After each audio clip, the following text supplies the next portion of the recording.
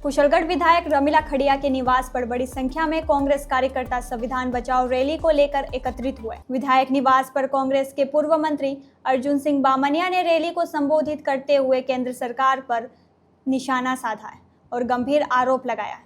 उन्होंने कहा कि आज देश खतरे में है और दलितों, आदिवासियों तथा पिछड़े तबके के लोगों के साथ अन्याय हो रहा है। उन्होंने आरोप लगाया कि सत्ता केंद्र सरकार आए दिन संविधान में संशोधित कर रही है, जिसका कांग्रेस पार्टी कड़ा विरोध करती है। बामनिया ने कहा कि केंद्र सरकार संविधान में संशोधन कर जनता के साथ कुठाराघात कर रही है। उन्होंने चेतावनी दी है कि यदि संविधान के साथ छेड़छाड़ की गई तो कांग्रेस पार्टी आंदोलन करने के लिए मजबूर हो जाएगी। इस अवसर पर कांग्रेस जिला अध्यक्ष रमेश चंद्र पंड्या ने कार्यकर्ताओं के प्रेम भाव की सराहना करते हुए कहा कि इसी के कारण कुशलगढ़ विधायक रमीला खड़िया को दूसरी बार विजय बनाया गया है। उन्होंने रमीला खड़िया की प्रशंसा करते हुए कहा कि उन्होंने अपने पति के सपने को साकार करते हुए क्षेत्र का विकास करने में कोई कसर नहीं छोड़ी है।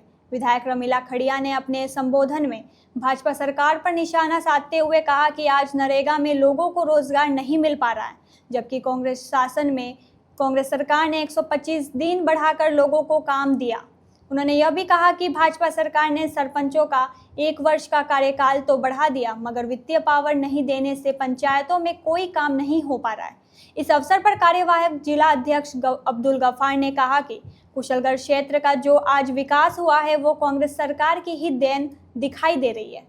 उन्होंने आरोप लगाया कि भाजपा सरकार को 1 वर्ष होने को आया है, मगर एक भी एनीकट और तालाब क्षेत्र में नहीं बन पाई। पीसीसी सदस्य हसमुख सेठ ने कहा कि हमारी विधायक रमीला खड़िया ने कुशलगढ़ क्षेत्र में मंदिर, तालाब, अस्पताल और पंचायत भवन कांग्रेस सरकार से बजट लेकर बनवाए हैं। उन्होंने भाजपा सरकार पर सिर्फ आश्वासन देकर लोगों को गुमराह करने का आरोप लगाया। ब्लॉक कांग्रेस अध्यक्ष रजनीकांत खाबिया ने कहा कि 5 वर्षों में कांग्रेस सरकार ने राजस्थान में विकास करके दिखाया है। संविधान बचाओ रैली विधायक निवास से निकली, जो कुशलगढ़ उपखंड कार्यालय जाकर समाप्त हुई।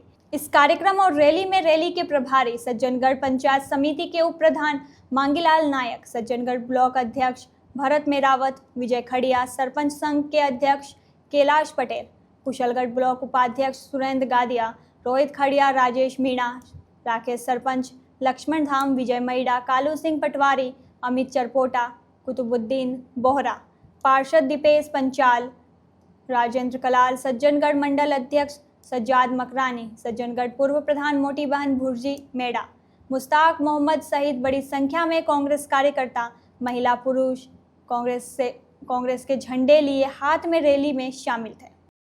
देश की पूर्व सरकार के पूर्व मंत्री अर्जुन सिंह जी बामनिया साहब बताएंगे जो ये संविधान रैली निकाली गई है, इसके पीछे क्या तात्पर्य है?